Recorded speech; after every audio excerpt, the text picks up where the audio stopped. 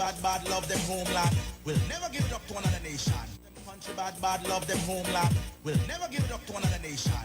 This have to we we have to. Nobody do it to no Guatemala. Follow me now. This have to we have to. Nobody do it to no Guatemala. This time me name is Pupa. Belize me come from the Belize City area. 110% Belize and proud of it. No. And good morning and welcome to Sunday Review here at XTV, simulcasting on Crumb Radio, live streaming on XTV Belize YouTube page and XTV Belize Facebook page. I am Sister YaYa Marin Coleman, the producer and host of the only news review talk show in Belize. And the tag is Making Sense of the News. This is the last Sunday Review for 2024.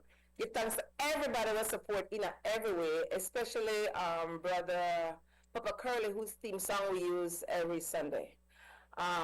This is a Sunday Review unlike any other.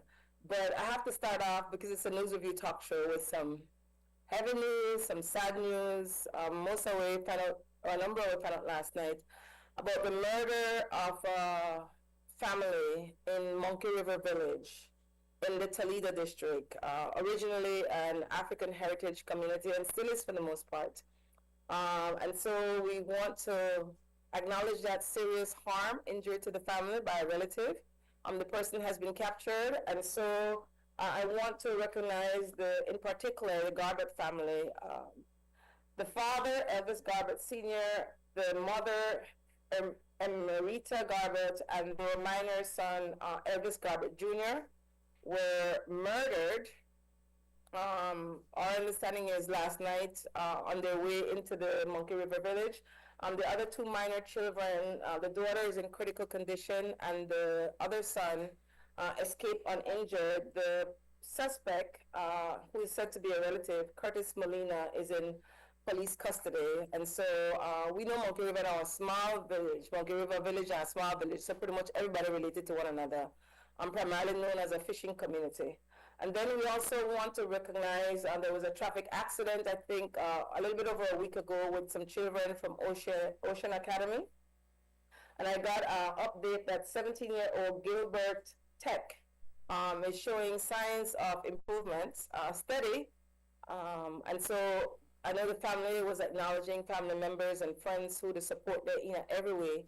And so there are two recent, and then there was a traffic accident I think maybe this morning as well with a government vehicle and a motorcycle. I don't know what happened in that case, if anybody was injured. But the essence of news review, for example, is community. These are human beings, these are family members, these are loved ones. And so, with that said, since the last Sunday review, I did something I always wonder, because I like see a lot of people on the screen. I invited past guests as a guest this morning, and I have a new guest who will definitely be a guest in the future. So I start off with my sister. I think about what I say about 8 away, I think they're on the screen. So I'll start off with the elder in the group, who is an original United Black Association for Development member, which is UBAD. It's the first homegrown African descendant Black group of people in Belize who became aware of themselves as African people and make sure they bring along other people. And that's how you have a Mandela newspaper 55 years, Crumb Radio 35 years, UEF 28 years, and XTV 21 years. Elder Sister Penelope Penny Cassasola. Good morning, Sister Penny. How are you being? Good morning to everyone. I'm well, thank you. Give thanks, give thanks. Welcome, welcome. I'm here, so Here. that's simple. I'm awake and aware. Give thanks. After they introduce themselves, I mean, as far as just identifying them, we're going back from Brother Nigel Martinez. We're going back on and then we'll tell them more about themselves, but just like name and face your match time. Next, we have our sister Jalima Gold from out of Placencia Village, Stancrick District. Sister Jalima. Good morning, YaYa. Morning, how feel this morning? You know, I feel all right. Give thanks, give thanks, give thanks at a double task.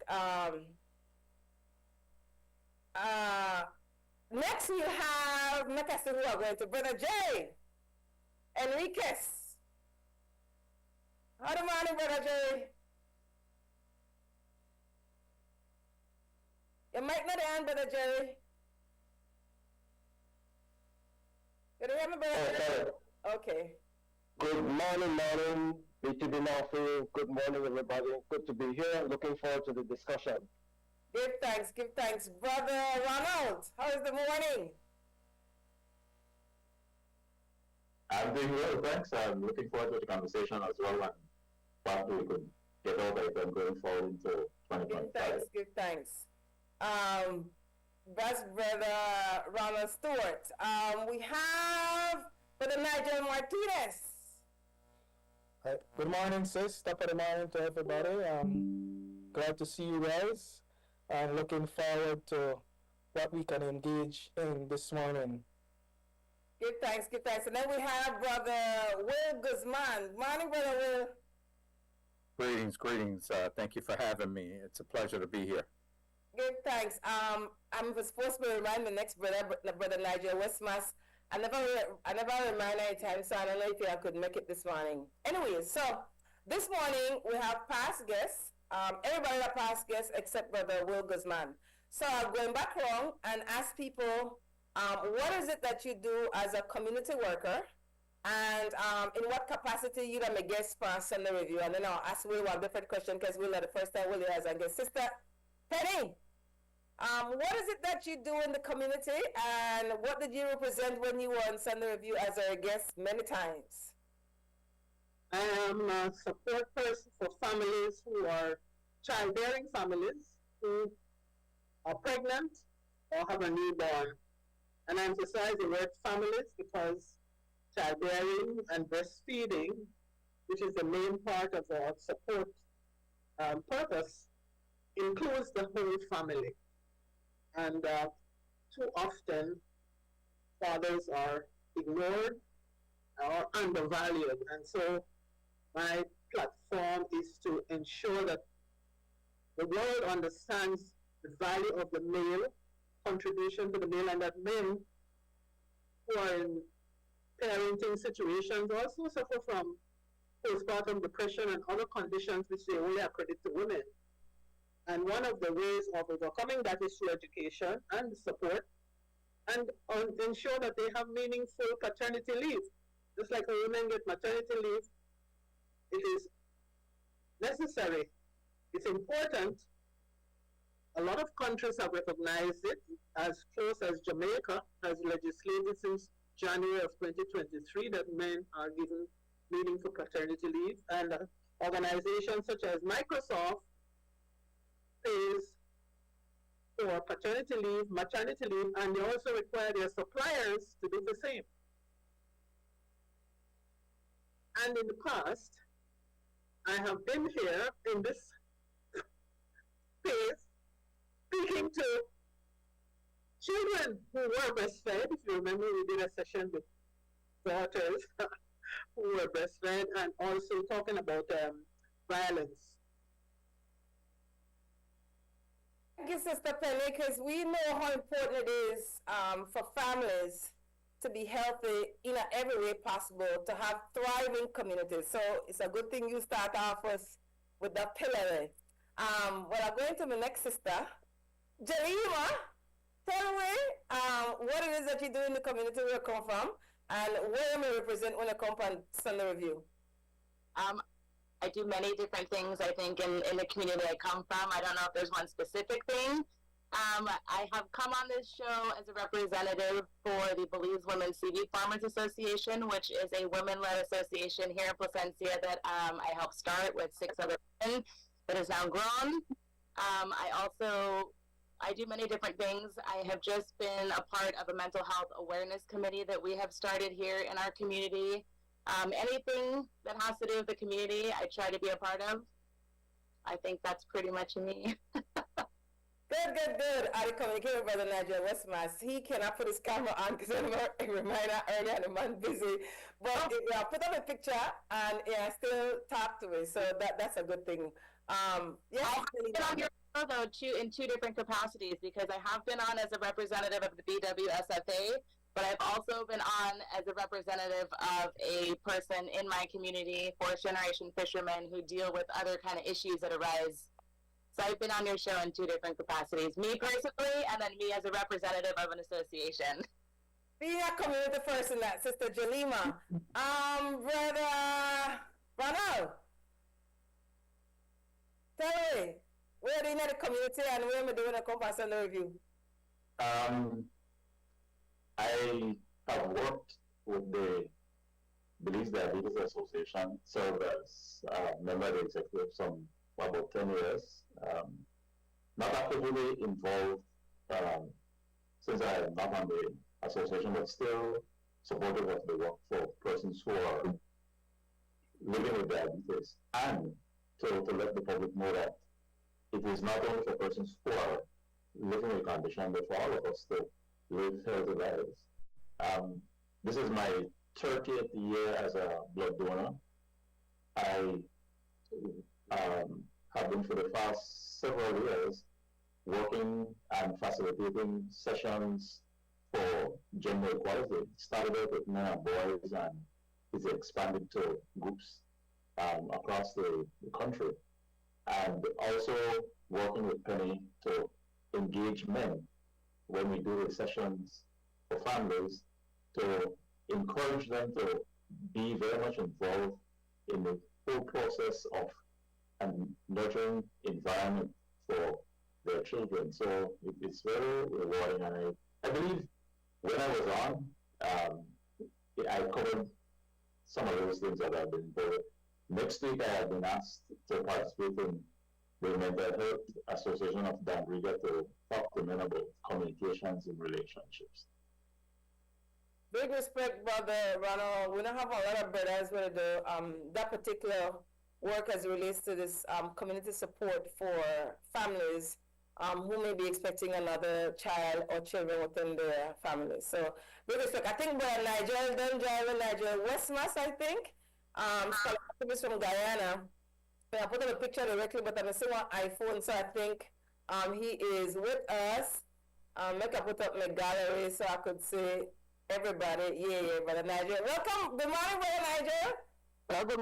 Good morning, Sister YaYa, and all your other panelists. I feel like a thorn among roses because the guys, your sisters and brothers there have a lot of activities that I don't get involved in since I'm up here in North America. But I am on the Guyana Solidarity Committee with Haiti, and I'm on a Congo Committee of Solidarity, and I'm also, very interested in Guyanese politics and close to comrades back home. And I'm also, as I mentioned, an academic field, and I teach in Africana Studies at Hamilton College, and I, of course, participate with the students in solidarity activities constantly. So, yes, as I said, I don't have the portfolios of your fellow panelists, but I'm happy to join and to hear and learn from them. Thank you. Good, thanks, Brother Nigel. I said I always, but I will come back to it. Mr. YaYa, he said he feels like a thorn amongst roses, but you can't have roses without thorns, so. That's true. You That's can't very have true. roses without thorns, so. That's very true. That's very true. Amongst all of us. with our family, with our people, with our kinfolks for sure. Brother Nigel Martinez, tell us what you do in your community and where we're doing a compass and the review. Well, in the community, I'm a part of an organization that is an umbrella organization that represents fisher folks from across the country. So we have 3 mandates, and it's education, capacity building, and advocacy. So as you have been aware, there have been many challenges within the fishing sector as it relates to livelihood and well-being of fisher folks. So our main objective is to ensure that policies and legislation that are developed and implemented benefit our fisher folks. We have major concern about the blue bond. There are significant issues around that, and those will be coming forth in this coming year. I will be discussing that in length. But while I was on your show on previous occasions, our main objective is to bring awareness to our fisher folks to ensure that they recognize and understand that their livelihood is being threatened. The government went out and leveraged our sea, which is a major issue and a major concern. So our role is to ensure that we educate them, we give them the capacity they need to get out there, and we advocate for them. So basically, that's our three main mandate that we have as it relates to the umbrella organization. Big thanks, Brother Nigel. Indeed, Bad Educational Foundation and Belize Federation of Fishers will be working in partnership in the Gregorian year of 2025 for a Blue Bond campaign. So on a lookout for it, because only the people want to save the people. Brother Jeremy Enriqiue, stay away. When I tell you God must have the highest stamp for come back for Sunday review over and over and over and over again. Tell them what you're doing in your community. I will make it a repeated guest for Sunday review. Well, I feel like a rose and I feel like a thorn. And I feel like a rose and a thorn. So it's good to be here. I serve as an educator, as a consultant. That's how I used to work with Nigel and the Belize Fishermen's Cooperative Organization some years ago. Nigel, remember those days. I'm willing to get back anytime you're ready for me to join in that struggle. I've also served as apart from a consultant and an educator. I used to write quite a lot in the Mandala newspaper on various development issues affecting Belize. Some articles were controversial, some articles were, but the idea is to get some information out there to start a discussion. And by virtue of that, I also been invited to be a guest numerous times on Crane Morning Show and the Saturday morning, talk with YaYa, discussion, community discussions. I've also been very concerned with the mental health of what's happening around Belize. I told you this morning in our conversation as we were introducing ourselves about how very shaken I am and disturbed at what has happened in that small community. I know the community quite well. I've worked with the people there. I know the family.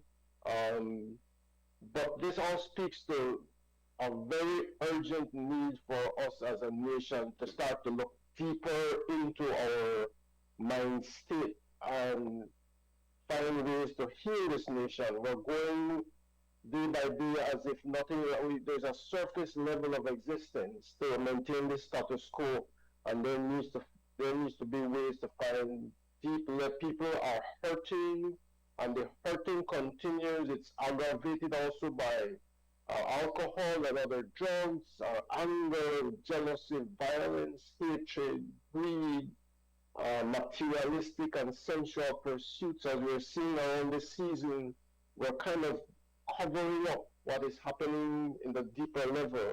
And if we do not address it, it's only going to get worse. And so we must, as a nation, and all the leaders and all persons need to find ways to deeply heal the mind state, shift the current ways of thinking and find ways to create a loving, happy society, even while we struggle to accomplish so many other things that has been brought upon us by our histories, by the experiences of our ancestors, and all of us. We need to find, if we do not, so we are healing the future, and we will heal the ancestors only when we start healing ourselves. So I also work in mental health mindfulness training. It has not taken off as I would like to yet. People are still trying to explore what that is, but it's a profound and deep way in which people can heal the mind and to find ways in which we could build a better nation. So, all that in a nutshell. Give thanks, Brother Jerry. Oh, it's a VR. Thanks. But it's how the compliment one that I'm going to work on to do. Brother Will Guzman, tell me what you do in your community and what your lived experience on why community, healthy community, will determine the future of African descendants racialized as Black people globally? Sure. Good morning. Good morning again, everyone. I see everyone here as comrades because we're all in the struggle together in terms of fighting against not only European encroachment and settler colonialism, but also the European worldview. This idea that we can only be full humans so long as we embrace an ideology that's destructive. And so I want to thank everyone for engaging in the struggle against that ideology. And it's a very protracted and difficult struggle, sometimes even lonely. But the common theme that I see among all of us here is that we refuse to work alone, that we're engaged in community in order to mobilize our supporters to fight and continuously win. And as we said before the conversation started, we've been winning, despite what others may say. In terms of my own personal background, I've been an academic for a few decades now, but in the process of engaging in the world of academia, I've forced students to participate in community uplift. And of course, many students have joined willingly. And so part of that activities engage, for example, when I lived in Tallahassee, Florida, engaging in community trash pickups, engaging in removing hazardous waste from the Providence neighborhood, which was a predominantly Black neighborhood, less than 1 mile away from Florida A&M University's campus. And Florida A&M is a prominent HBCU or historically Black college in Tallahassee. This neighborhood consisted of over 800 working class African Americans. And we saw that many businesses would illegally dump hazardous waste in this community. So what I organized and recruited hundreds of my students, we would engage in weekly trash pickups, not only for recycling trash in the community, but also removing those hazardous waste items, including used tires, including car batteries, including old television sets. And in that process, we began to organize the students to advocate on behalf of the community in the city. So, for example, they would attend, with my guidance, city council meetings to force the mayor and the city council to not only put up cameras to catch illegal dumpsters in the community, but also to force the local and state government to assist us in removing this trash, because when you remove hazardous waste from any community, at least here in the U.S., it's extremely expensive to properly dispose of it. And so we needed the city to give us those resources. And so I was very proud that the students assisted me with that. And we then started a community garden. And this was almost 20 years ago now, and it still continues to this very day, this community garden. And that, of course, was instrumental in allowing the community residents to gain, natural foods grown locally by them, in order to address the issues of it being a food desert, where most of the food in that community was processed foods and being imported. But here was a way to get fresh food and natural foods to community members. And then finally, and then I'll be quiet to let others to speak, is we then also created a nonprofit in the Providence neighborhood in order to address the issue of gentrification and affordable housing crisis that's currently gripping the nation, whereby many working class residents are being displaced because the city of Tallahassee is growing, particularly Florida State University, which is a very large university of over 30,000 students. Of course, Florida A&M University, currently at over 10,000 students. These universities and the people that work there, and the professors and administrators and others, They're now beginning to see the value of these black communities. They're moving into these communities, and that's displacing many working class residents and also driving and increasing rent prices. And so this nonprofit that we started began to address this issue in terms of buying properties, building homes, and educating the local residents on financing and how to purchase their own homes, renovate their own homes, and keep their homes beautified. And so that is just some of the work that I've done in the past. In my current role, I'm a community engagement individual with the University of North Carolina Central University, which is another HBCU in downtown Durham, North Carolina. And we do very similar things. But as an administrator, what we do is our students are required to engage in the community before they graduate. So I assist those students in partnering them up with local organizations and nonprofits to ensure that they are getting the skill sets that they need before they graduate, but more importantly, that they're addressing the needs that African communities in the city of Durham desperately need from our students. Thank you. Wow, we call full circle for sure. Well, another form is, I just want to make this link. Will, the Hunter College you used to work? Say that again? What was the name of the university or college you used to work in New York? When brother Nigel Westmaas said what he said, I saw you like, okay. I was director of Africana Studies at New Jersey City University, which is in Jersey City, across the Hudson River there from Manhattan. Okay, so that's where the commonality came in. Anybody have any questions want to ask one another? Was there anything that they had in particular? Let us meet the top. This is our community conversation. Any particular question I want to ask anybody at this point before we go to break? We have another 3 minutes. Or anything that you want to add before we close out this segment? We're going to get quiet from me on the light talk. Say something. Well, I'll just say this real briefly, which is when I heard Brother Nigel speak about him being Director of Africana Studies at Hamilton College, I could not help but to think the power of Black Studies. I've always taught my students in the classroom that Black Studies is about racial and community uplift.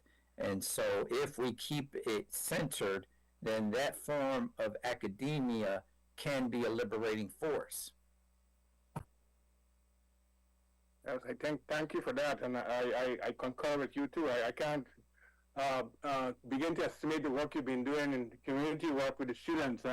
As you know, Hamilton College is more liberal arts, and we're tucked away in New York, but so there's no opportunity to do that kind of work in the community. But that's remarkable kind of scholar activism that you are conducting right now. I can just hope, and my work is largely relegated to giving students the instruction to, the information about the world, the terrible situation in the world, and trying to bring their American historical knowledge in concert with the world historical knowledge. And that's a task by itself. So thank you for that intervention. Respect, we're going to break. But one of the wrap up what I find, we know what upon the ground in the community that I think often, because of this European paradigm of singular way of looking at the world, understanding the world, experiencing the world, a lot of times there's top down, people in power of influence and positions, government workers, what I call the predatory class, others may call the elites, universities in particular. It's as if they're not the only one who are the knowledge bearers. When we, whether in the communities, were for just sheer survival based on the trauma we were born with as African descendants, which is as Black people, because we have to solve our own issues. We know that bottom up is we're the world bearers, that organic intellectuals from out of the communities have as much knowledge, confidence, awareness, say so, as the top down. And so that's why this bottom up is so critical for our own survival, because only the people want to save the people. We're going to our first break. Everybody stay tuned. We'll go and join by the time the first break done. Stay tuned. We'll be right back. Westmaas 2024.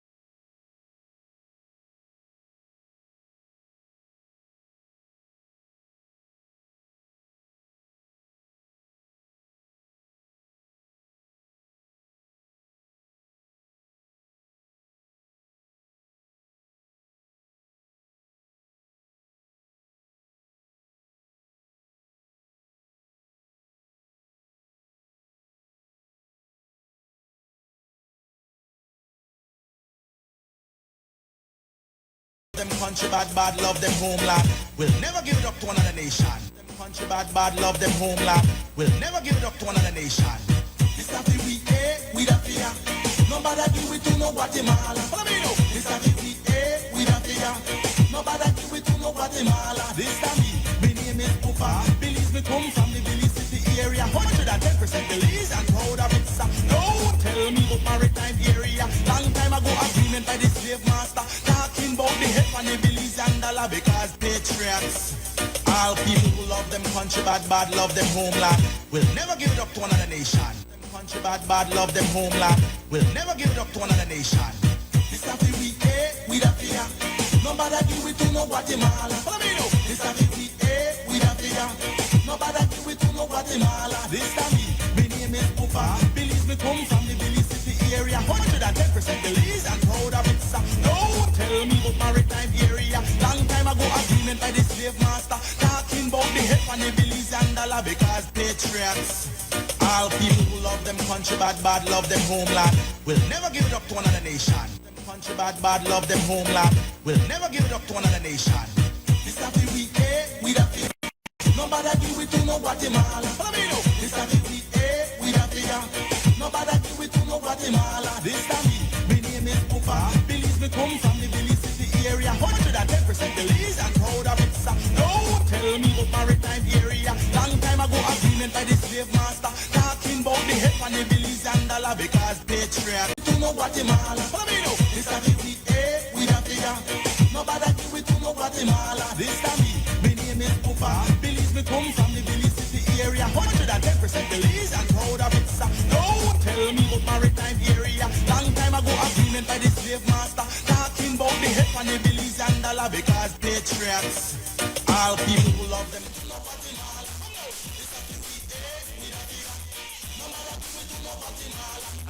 When we're gonna break, one of our guests join us. Everybody will get invited there now. We have with us Breddahs Wil Maheia from out of the Toledo district, Penny, Punta Gorda town. You know, it wouldn't be well if you're not the XTV, right? It's a veranda. He lives in a wooden house. Morning to my sister-in-law. And it's a veranda. They drink coffee. Anyways, tell me, you can say all of that, part of what he grow. Tell me what you do in the Toledo district and what you talk about when you let me a guest pass on the review. Well, what I do at Toledo district, well, basically I think that we get motivated by we got the zinc fence foundation, right? That's who build that's where we get our motivation from. So we kind of like those similar in terms of reaching out to the community and letting the people know what's happening. One of the reasons we start PGTV is because before PGTV, you could tell people could know what's happening in Belize City more than they could know what's happening on the other side of town. So we decided we need to make our people know what's happening in our own community. So hence, we're out and about our ways informing the people, and we've had some significant milestone in the fact that I would say that if it wasn't because of us reporting all the work of the Belize territorial volunteers, there probably wouldn't be SAR student forward operating base today. I believe that our input has reduced illegal fishing in southern Belize by, I would say, over 80%. I wanted to say 90%, but just last week we pulled up over 1,000 feet of gill net. So, yeah, keeping the people informed on especially environmental matters, illegal logging, illegal fishing, and of course keeping them honest with the politicians who come and make all these false promises and, alerting the people to the injustices that's taking place. Like right now, a lot of our focus is with the Belize peace movement, and they're getting ready to call elections, and 4 years ago, this government got into office with the promise that as soon as they get in, it's on record that they will do the redistricting exercise, because for the past 3 elections it has been what we call illegal elections. And these jokey organizations like OAS and UN and them who come and make these recommendations that, hey, yes, this election is not free and it's not fair, you need to correct it. The governments have not corrected it, and yet they shut right up there, just they get another trip to Belize to observe another illegal election. So yeah, basically, in a nutshell, yes, that's what we do. Big respect. And just to be transparent, let me bring up an aspiring politician as well for independent party. Just so Yes. touch on pieces. The only party with a sustainable development platform. Bam today. Anyways, and Jerry and Will have worked together in as it relates to the TIE, the environmental organization. But I want to make sure I go back to Brother Jerry because he wanted to share something before we close out the last segment. So we have Brother Jerry, and then Sister Jalima may got something he wants to say. And after that, I could just jump in and say what I want to say. Go ahead, Brother Jerry. Yeah, I was following up on the reference that Will made, not Wil Maheia, but Will Guzman, regarding the importance of bottom-up education and having the students very aware, very conscious. And I just wanted to share that I had a similar program where we had students, university students from the United States, come to Belize for a program that I designed called African Spirituality in the Caribbean. So we had the students, it was a 6-week summer program in which I spent 3 weeks in Jamaica, 3 weeks in Belize, and in Jamaica they looked at Rastafarianism, Comuna and other African-based spiritualities, and then in Belize we looked at Garifuna spirituality. But it involved the local people teaching these students. So it wasn't much of professors there, but you had people learning from the people also, and it was a profound way in which they were able to take back and really appreciate what people, the oral stories of people, their experiences and all that. So I just wanted to share that as a follow-up to what you were saying. How long did you have that program, Brother Jerry? I did it for two summers, and then I quit just because it was there was an increasing demand by students to come on these programs, and then I was very aware and very sensitive to the spiritualities of people, and then to have this as a constant, it might be later on seen as an intrusion, because there were some very sacred spaces that the students entered, and I even though they were welcomed and the people wanted them to see, I was nervous that the high demand would increase the flow of students as to compromise the integrity of these sacred spaces. So because they were even thinking of expanding the program to Brazil, to Cuba, to Haiti, but I just decided it was a group of us, a small group from Jamaica and myself, and we decided just to quit. Were these primarily African descendant students? Some African descendant students and some white American students. Okay, thanks. Yeah. Sister Jalima. Yes, YaYa. Oh, I can't hear you. Say yes, during the break, we want to make sure to talk about. Well, there was a few different things that I wanted to talk about, and it was one of them was the mental health aspect of our communities, because through the work and just living here, I see that mental health, it really stems from within the home. Like I said, we've had 2 very tragic things happen in our community, and both of those things were committed by very close family members.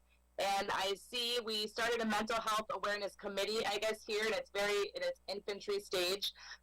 But it's really about talking to the families and making it okay to talk about these things. I find that it's taboo, at least in our little village. Like, you can't call nobody crazy. You can't say this about nobody. Everybody wants to keep it all under wraps. And so I just want to work, I guess, to get it out there that it's okay to talk about these things, and that healing really comes from within each little tiny family home. It's not something that's big, but if every little family starts working on that, our community is really going to heal. Let me get some more input. What village is she from? She's from Cassasola. Okay, yeah. We had 2 terrible things happen. We had I don't know if you talk about it, but we had a young girl who was raped here by a family member. And then we just had Monkey River, that was another family member. And there's so many things I find, I don't know if it's cultural, whatever it is, but people don't want to talk about it. People don't want to admit it. Nobody wants to be wrong. And I don't think it's about being wrong. I just think it's about talking about things in an open forum. Anybody want to share about mental health, about harms being done by family members, about family secrets, how this fractures community for generations? I could say one more thing too, because the committee that we started, we work with let's say work with the sergeants, we work with police, we work with mental health, we work counselors, we work with community people, we even work with the magistrate, because we find that it's not so much, first of all, people don't know the understanding of what mental health is and the different kind of aspects and the spectrum that it can go towards. But it's also the system. You find that once you get into the police, they don't know how to deal with it, or their policy says this, and you send them there. And some of these people, I'm talking about more, we have like some mentally ill people that are on the streets. One of them is my family member. We're trying to really kind of help them get back into society in a healthy way. But I find that it's always, once you get to the system part of it, that's where you just get stopped. And so we have come up with certain kind of, not policies, but ways to encounter and deal with that amongst our own small community. We did have, Chester come down and have a talk with all the community about it. And he said what we were doing wasn't in their policy, but if it's working, then we might as well keep doing it. So. Thanks, Sister Jalima from Placenta Village. Go ahead, who's next? One of the things that I think is very important for us to recognize that our socialization, males and females, is so different. Fortunately, I grew up in a home where, at a very early age, my mom said to all of us, in this house there's no boy work and girl work, there's work. And so we shared all the responsibilities, and the attitudes that some men have coming from a different setting affects their family setting when they have their own families, and the fact that they may not see their partner as an equal, and how they interact with persons in the workplace and all this. So it's to look at those realities and how we could change the narrative. The socialization has to change to let it be honest. So it's like what Pena and I are sharing with families when we do these trainings for care for their families. That it's not, breastfeeding is not a responsibility only for women. When men are involved, the success rate goes from 26.1% when a woman is committed to exclusively breastfeed, and the support from men in their families, it goes up to 98%. And these are studies. So it's to bring facts to persons, to the community groups, that we cannot see this thing as a man's thing or a woman's thing, and it is a community, even within our homes, that we have to be able to communicate. And I'm looking forward to the session that I mentioned to you that I've been invited to participate in next week, to just talk with other men and see where it goes in terms of communications, and because it's being coordinated by the Mental Health Association in Enriqiue, is to look at the whole issue of how we address mental health and its aspects. As Jalima said, it has such a broad scope, and mental health is not about illness. It's just it's how we deal with the situations that we encounter, and what resources or opportunities are available for that to address each person's need. Big, I mean that big. We will talk about our socialization, and Sister Penny, Brother Nigel Martinez will get in from this conversation. Well, one of the things I'd like to say, if you permit me, at this point, I'm sorry, brother, you want to go ahead? All right. Is when I was growing up, my mother used to say there were 4 things, and she identified them as our family, but I think it's across the board. Challenges that come to all families. As I said, she was just looking in the narrow space that we were in, but in retrospect and seeing the experiences globally, She stated there were 4 things that were present. Criminals, thief, she said thief. She said mental illness, tuberculosis, which represents health issues, and gender issues. She said homosexuality, but I think she meant gender issues. She just narrowing it down to that. What is interesting though, that when and so her thing was be prepared, be aware, and take steps to ensure that when it's something that's going to be happening, that is a family affair. In spite of that, when my children, well, my brother was the first one in my generation to identify as somebody who's mentally ill. And my mother was the one to say, oh, it's because he had an accident, it's a physical thing. And then when my child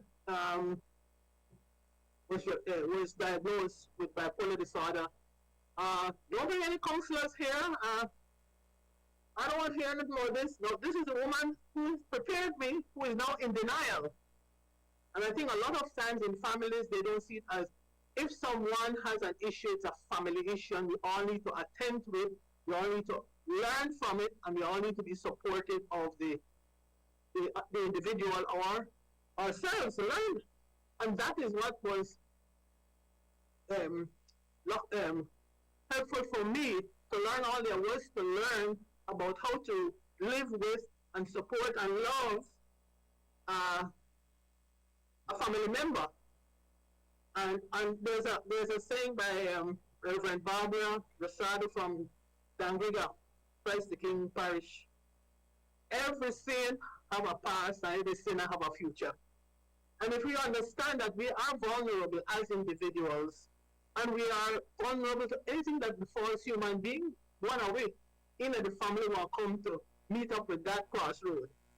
And so to get yourself educated, as Sister Jalima said, we as a community have to put in place support systems so that it doesn't get into the danger zone that it is right now.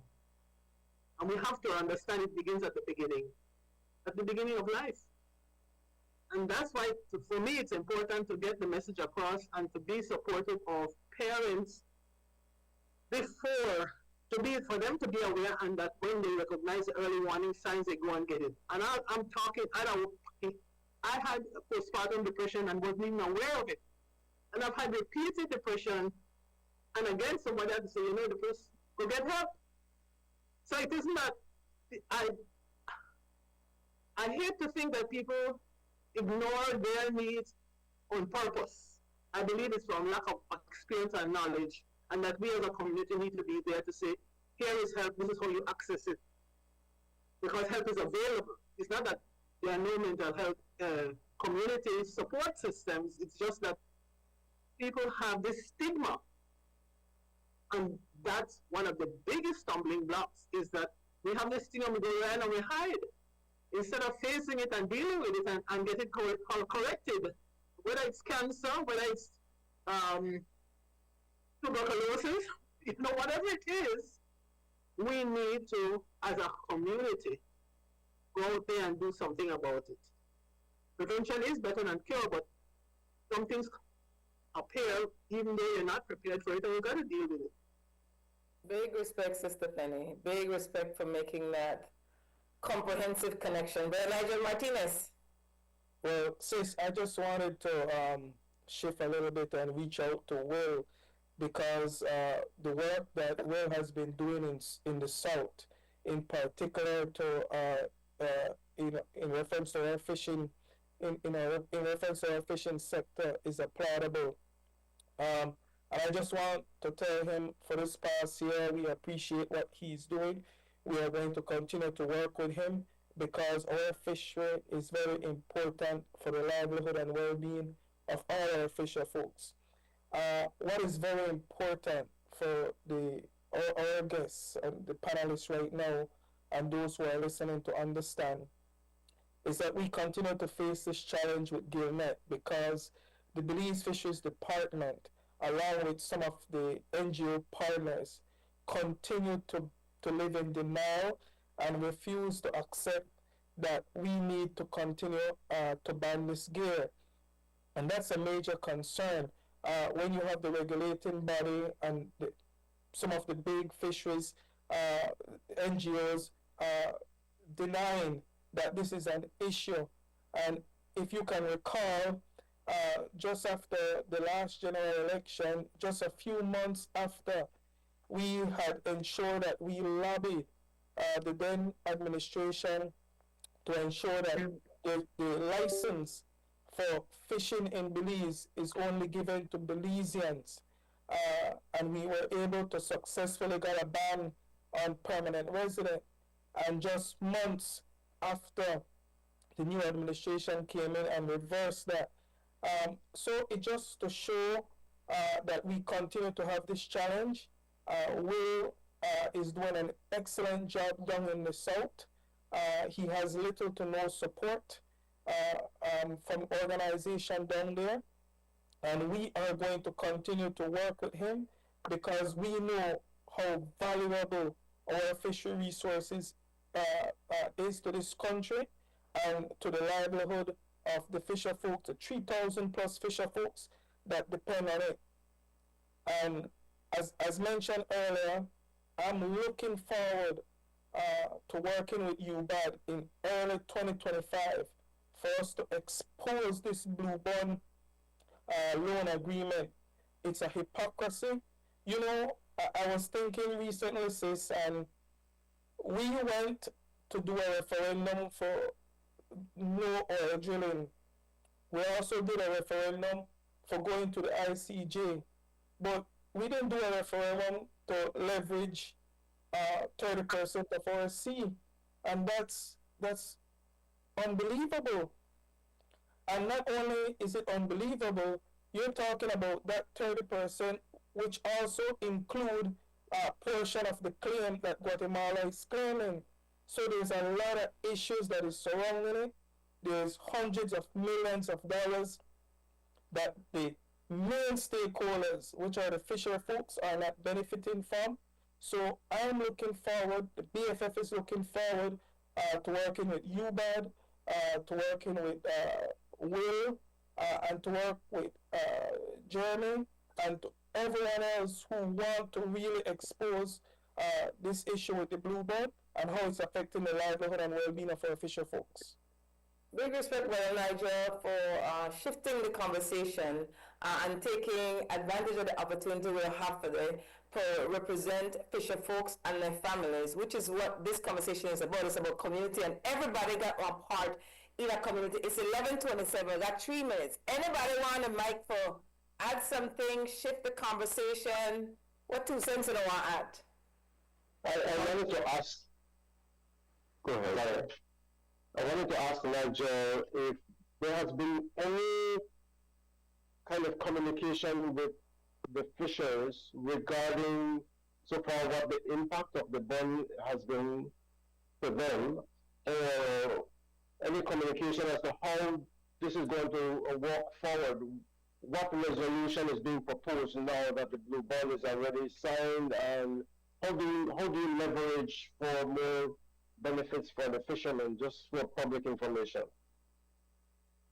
Well, Jeremy, the fishers have been marginalized. What the government has done in order to assist them, the government have indebted them. When you look outside right now and you look at the weather, these guys are unable to go and work. They don't have a set salary. They don't have social security. They don't have those benefits. If they don't get out and work, they won't put food on their table. So look at what the government has done. They have borrowed money for loans, and a portion of those loans were supposed to be given to fishers as grants in order to assist them during the difficult times that they had went through during the past hurricanes. That was not the case. The government then decided that they are going to open up financial access to these guys so that instead of getting grants, they are getting loans.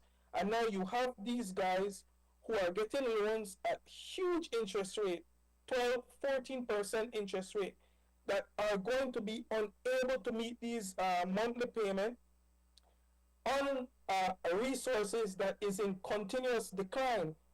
Right now, we have worked with some scientists who have been saying exactly the same thing that our members have been saying, that across the board our fisheries has been in decline. So moving forward, what we want the general public to understand is the concept behind the blue bond, how the blue bond came about, what is the purpose of the blue bond, and how the real stakeholders are not benefiting from the blue bond, and then get the buy-in of the public and as majority as the other stakeholders to join in a force to advocate against the government so that we can get the necessary support that the fishers need in order for their livelihood to benefit. Respect, Brother Nigel. I'm going to give Brother Nigel Westmaas a few minutes.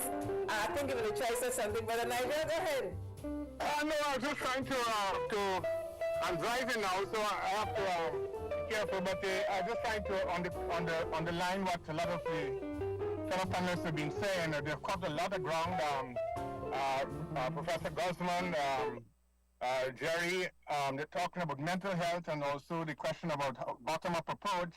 I recall that the bottom-up approach, I think, as one of you mentioned, was started by the women's movement in the sense, but Brother Walter Rodney of Guyana also started it as an academic in Jamaica in the 1960s when he first went and reached the Rastafari and met with them against tradition. And so from then on, I think we have had a plethora of public or scholar activists coming to the fore, and that's a good thing. But I just want to underline the question of mental health. I think it's very, very important that several panelists raised it, and that is a critical thing in modern society. It's not been understood in the past.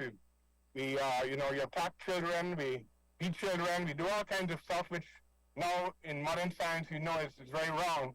And so I'm very glad that the panelists have gone there, especially things like PTSD and all of those things as well. But finally, I just want to also the brother who spoke about the fishing, and that we in Guyana have the problem of ExxonMobil.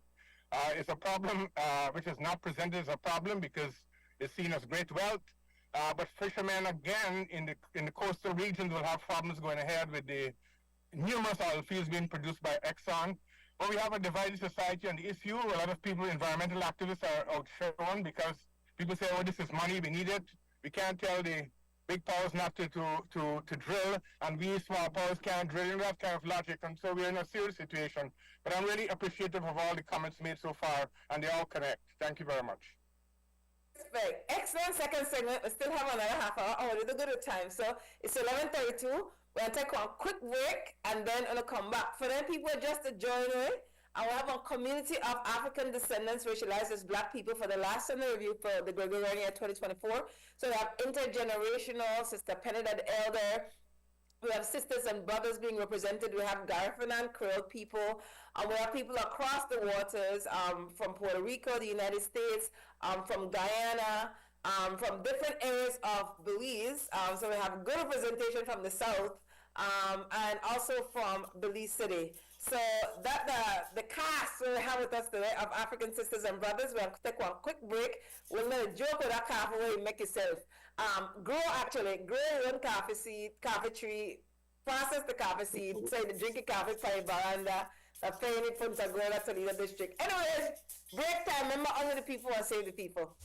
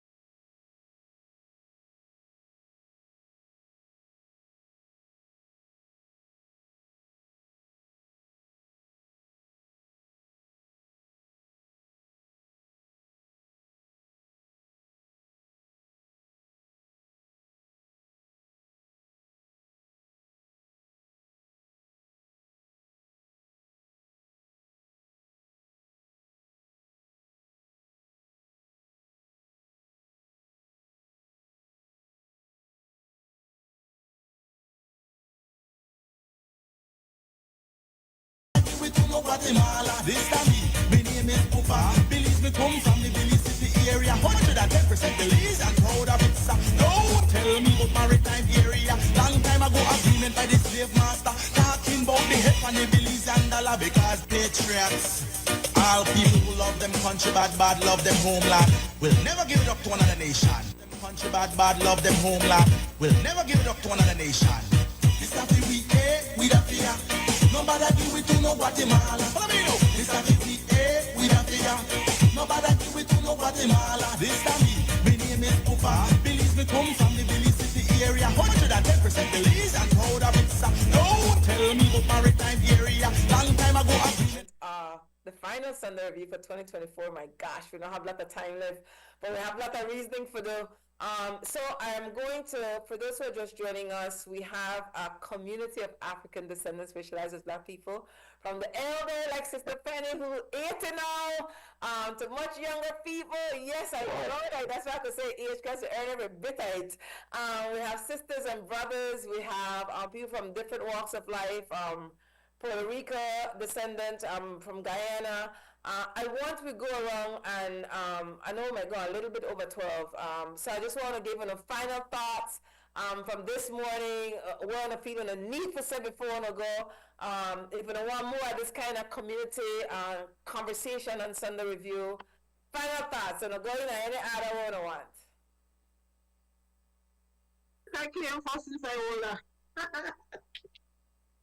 What I'd like to say is thanks to my elders, my ancestors, I was born into a community of service people, and I'm most grateful for that. From the Black Cross nurses around this country who were the pioneers in community health. So that's a big, they did the first nursing research known in the history of Belize to identify nutritional needs of communities. But I think that was in 1938 or something, somewhere along that line. The other thing too, we have to look to the future. We have to live as people of hope. And that is the reason why I have chosen, this is my preference, is to service communities of childbearing communities. And to teach the importance of that father being there, not only to sow the seed, but to watch the seed grow and nurture it, and to recognize his personal needs, and to lobby for meaningful paid paternity leave in the same way they do it in other countries, including Jamaica. We need that here because if we are saying the research shows, and enough Penny say, although Penny loud and big, enough Penny say, either just mouthpiece for who said and who did the hard work. Okay?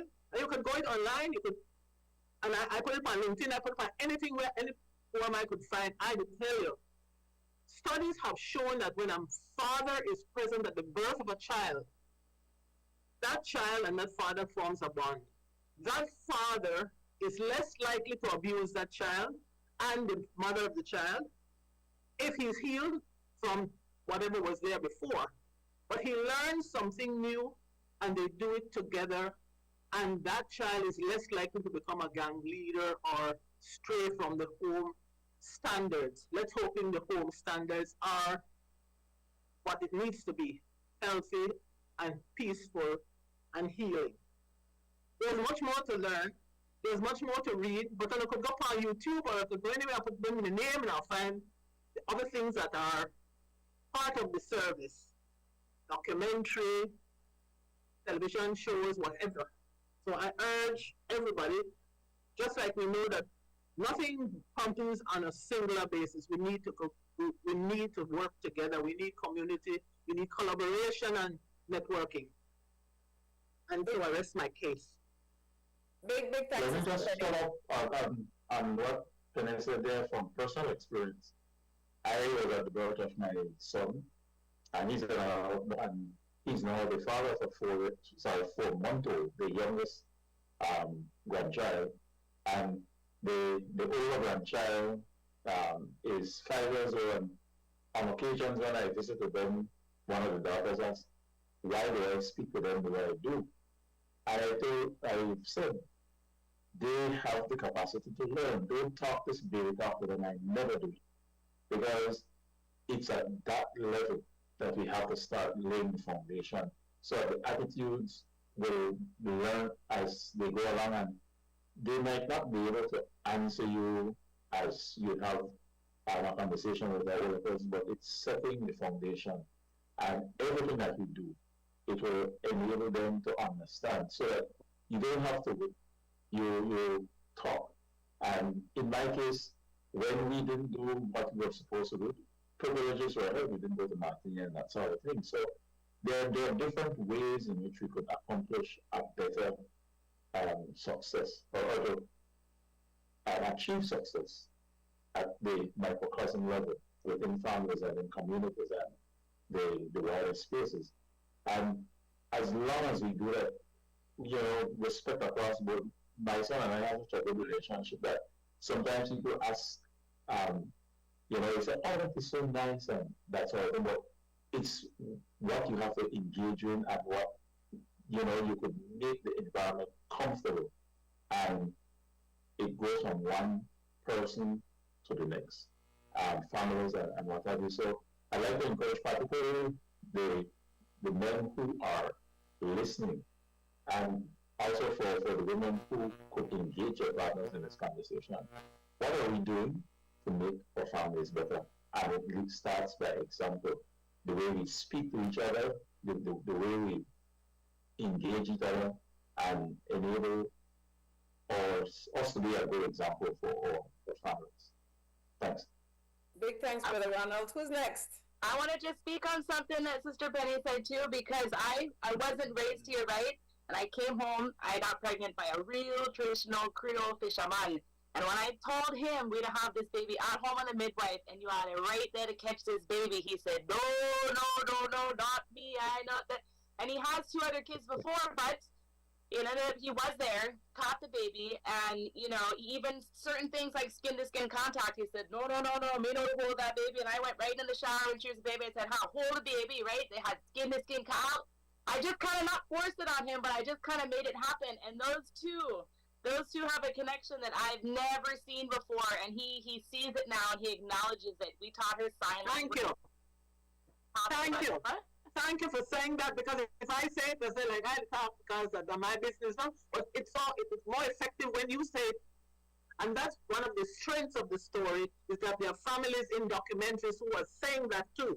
Not telling story. Then too, like Bati and Chamber Pot, you can't separate then too, and I don't know what, he has a different relationship than he does with his previous 2 children. I don't want to say bet, whatever it is, it's much different. Those 2 are like this, but he was at the birth, it was a home birth, he had skin-to-skin contact when the baby was small, all of those different things. He was involved in a lot of different parts of my healing when it went. Maybe not because he wanted to, but he was just a nice bird. He did it, because I also just said, when he was in the shower, I said, hold the baby, but there's a stigma where I can and make this and that, but it happened. And those 2, it really does make a difference, and it softens up, and it makes him look at her in a different way. And it's just education though, and it's just taking the stigma away from, I don't want to hold a naked baby or this or that, or you take all of that away from it, and it really created something special between them. What I would like to suggest to Sister YaYa too is that this group shares our connection, our contact, so that we can network with each other. Yeah, I definitely. But I'd love to network in Placencia. I love Placencia anyhow. Placencia, yeah, but I also wanted to get to the BFF because I've been wanting to talk and connect with those guys for a long time. I've met a few of them. YaYa knows this, but I think and I also have diabetes myself, so the other man that's on here talking about health, I think breastfeeding is known to be one of the best ways of overcoming or mitigating the chance of getting non-communicable diseases. It sounds like I'll have to create another WhatsApp chat group. But this one sounds like really have the vibration or the need to stay in contact with each other. All right, who's next? I'm a follow up. Do that. From the previous responses I've heard from Ms. Penny, from Jalima, and others, it points to the need for like a parent training institute. A lot of youths just are not aware of all of the importance of these things. They just have a baby and then they're just pushed out there to survive. If there is a way in which, even through the media, there's consistent messaging for people to tune in to find out about these valuable techniques and this valuable information that Ms. Penny is sharing, that's a way to go. There's a huge gap. People are not aware, and these are the foundations of also mental health and wellness. I remember I was in a discussion, a Saturday community discussion, in which Ms. Penny also was participating, and I was talking about the importance of even the child's health within the womb, because a lot of information is passed on, a lot of values is passed on from the womb, and the importance of even the father supporting the mother during pregnancy, because the child also in there is hearing, feeling, absorbing emotions, and those have long-term impacts on the future of any person, the foundation even from the womb. Missing that, there is also within the school system, teachers are stressed, students go to school with all the mental health and issues to deal with, and the schools are just overlaying academic work on top of that, and there's hardly any nurturing within the school for students to be able to feel and feel supported and nurtured through their years of school. So they go through 8 years of primary school, 4 years of high school, and then university level, pounding academics into the brain in a sense, and a whole layer of human development is missing. And that layer that is missing is the in-depth awareness of themselves. So they're lost within themselves. There's a disconnect with others, disconnect with the community, with the environment. And so all of these problems that we're seeing within society is an absence of people being in tune and in touch with themselves. I remember when I studied psychology at university level, I got so frustrated with Western approaches to learning and to analyzing and to conceptualizing. And it was only when I combined Western psychological thinking with Eastern practices that I was able to see a more holistic and in-depth way of healing and working with the human mind. And so what I'm saying is that if we're doing the same things over and over through our school system, in our families, we're going to get the same results. We need to find new ways to be able to heal the mind, and students experiencing that healing of the mind consistently through the school system. I could see within one generation of those practices of being able to be deeply aware of themselves, find those suffering spaces within, find ways to heal and nurture more healing, we'll be building a healthier and happier society. One of those powerful tools that I could, you could Google and find even the scientific results from all of these studies is mindfulness. So we're dealing with people who persons could train, develop, nurture their minds towards more equanimity, balance, and healing. And if we have that, even from the womb, if a mother is aware of how her mind is affecting the child, if the father is aware how his support or lack thereof within from the womb is affecting the child, if we're aware, then we're in a step to creating a better society. But also, it is a step towards healing from generations of trauma handed down to us repeatedly, and we have no time to deal with it. We get so trapped in the busyness of life, pursuit of sensual and material pleasures, that we do not and hardly take a time to pause, to examine ourselves, to heal, and without knowing it, we transfer all of that trauma to another person, and all of the trauma from enslavement, from oppression, from colonialism, all of that cannot be dealt with in an academic sense, but we have to do the work, each of us. And when we heal, we're healing also the ancestors, who reside within us through the DNA, their psychic energies, all of that passed to us. When we heal ourselves, we're healing the ancestors, and we're healing the future generation. And so the work has to begin with us, each of us, to heal. So Thank you very much, say that. Brother Jerry. It's 11:57. Speed it up a little bit. Who's next? I think that each of our intervention this morning was spot on. And I just want to reiterate two things. One, in reference to what I was explaining to Mr. Enriqiue, the BFF had provided the government of Belize with two documents. One was a code of conduct for responsible fishing, and two, a call for action. And we have done so since April of this year. They have not responded. Why am I saying this? I'm saying this because as I piggyback back on the Blue Bond Loan Agreement, the conservation community has been receiving, over a period of 20 years, $180 million US, and there's no money designated directly to benefit our fisher folks. So I just want to close by saying the role of the Federation will continue along with our partners to ensure that we look after the interests and livelihood and well-being for our fisher folks, which will also address some of the mental challenges that they are facing, as the panel have explained. Thank you very much. Respect by Nigel. So we have Guzman, Wil Maheia, and Nigel Westmaas left. The microphone now. Okay, well, I'll follow up from Nigel with the fishing. I think that, first of all, I want to thank everybody on this panel here for the service that they have given to community and will continue to give. And I just urge people to, we could go beyond. I think a big part of our challenge is to communicate.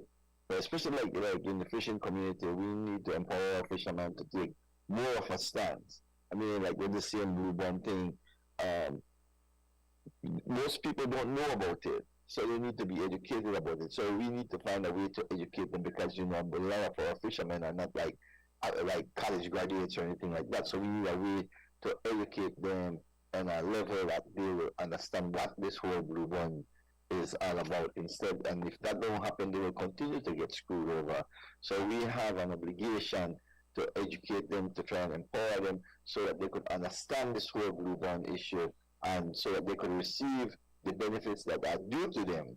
So that's, for 2025, we have a lot of work to do and beyond, so that people are not marginalized. I mean, you have to hold the government accountable, because what they do, they go out to these international community and to these meetings and, sing one song there, and then when they come back home, it's a different song. They forget, they'll use the fishermen to go out there and talk about all these advantages, and they come back home and not even report back to the fishermen or talk to the fishermen or farmers. So, I just want to thank everybody, and, we need to continue to work together so that we could spread the word, so that we could empower each other as Belizeans.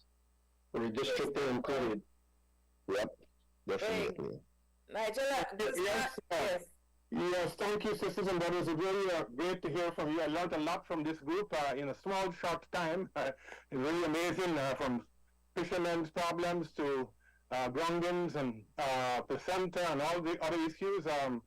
Sister Penelope mentioned the Black Cross nurses, and I think she may be referring to the Universal Legal Improvement Association in history, and I think that's an important organization, because in terms of what we have today in terms of technology, we have the ability to communicate. I mention this because Marcus Garvey's Negro World was circulated in the diaspora, and young kids in Kenya and Tanzania used to memorize it and read it to adults in order to spread the word of the Universal Negro Improvement Association. Now we're in the 21st century, and we have WhatsApp and we have all these things. I think the need for us to communicate with each other, to ground together, and also to plan for the future. There's a project 2025 by the Trump administration which will probably endanger the planet. And we, as microwaves, must respond to it, and this is one way of doing it. Little small, we have a saying in Guyana, which I probably apply to Belize. We say one dirty build dam, which means that one piece of mud at a time builds an entire dam, and what we did today is one such piece of mud, but plenty. Thank you very much. Big thanks, I believe I said one okra full basket. African sayings, that's what it is at the end of the day. I like the damn thing, though. Yeah. Brother, Guzman? Thank you, comrades. And I'll just end with the famous quote by Fannie Lou Hamer, who said, "Never to forget where we came from and always praise the bridges that carried us over." Big respect. Okay, so I want to thank every single body who take the time out. And we still not good as 2 minutes after 12. Give thanks for really sharing a meaningful way. And for we know that we have to take care of ourselves. Like our well-being is, we can't give, we're going to live. And we tend to give so much and not take care of ourselves. So it's important. Give thanks to the family members who we not say, the communities who uphold we and nurture we to make we could continue. Be part of the communities that we lead. So I want to make sure to stay safe for the rest of this Gregorian year. And as the next one come in, know that we are going to create the WhatsApp chat group today. We are being in contact with each other in a meaningful way. Definitely want to thank the security guard, who is Brother Shane Flowers. In XTV, we have Christy Flowers, yes, then the family. Big thanks, Christy, for showing up, for being consistent. And Crumrager, we have Brother Larry Guerrero, known as Larry G. We couldn't do this without the entire support of Zinc Fence staff. And so I'm always thankful. The wider community, Zinc Fence is the community media that it is because of the people. When I say all of the people, I save the people are really that we live regularly. So I have to heal up on Breda. We'll work the MCC as the caretaker. And I say, watch, I listen every Sunday. Heal up MCC, man, can we tune in for Sunday? So big up to the Belizeans at home and abroad. We'll continue to support Zinc Fence programming. I want to wish you the best in the future. I want to stay with them for a long time and be with best self. So thanks every single panelist. Again, we had Jalima Gore from Belize Women Seaweed Farmers Association. We had Jeremy Enriqiue, Garifuna, educator, activist. We had Brother Ronald Stewart, who is a community supporter, and Big Ina supporting the work with Sister Penelope as a lactation consultant, for how important it is for families to be a part of the birthing process, especially our men, from the time of conception in a meaningful way. Brother Nigel Martinez, the leader for the Belize Federation of Fishers, umbrella organization for 3,000 plus fishers in the country of Belize. Brother Will Guzman, as a scholar activist from the HBCU out of North Carolina. Brother Nigel Westmaas, also a scholar activist from Guyana. And Brother Wil Maheia, leader of the Belize Territorial Volunteers. Know that, as Sister Jalima reminded us, as African descendants racialized as black people, we always the win because we're still there. And at the interruption of our glorious stories as the first people on planet Earth, first in every way, and then the enslavement of our people, that's not the beginning of our story or the end. It's an interruption of our stories. But the fact that we're still here as African descendants racialized as black people, that's a win. The fact that we're still communicating with each other for our own self-repair and the repair for our African heritage communities is a win. So with all the struggles, and I mean the struggles are real. There are people who are no longer with us. Let's remember them. As they know, in the spirit world, they're African ancestresses and ancestors. They're still working on our behalf. We still call on them. No, say, our skin folk and our skin folk, because we got people who will betray. And not that true for all groups of people, but just, be honest about what it is that we're living with every day. So, until next Gregorian calendar year, sisters and brothers, thank you with enough love. Remember, honor the people and save the people. The show will repeat at 5:30 today. Yes, Brother Will, let's stay in touch. I'm sharing his contact information. Thanks to you too, YaYa. Big thanks. Thank you. Love all the time. Honor the people and save the people. Take care. Thanks, sis. Thanks very much. Guidance. Bye.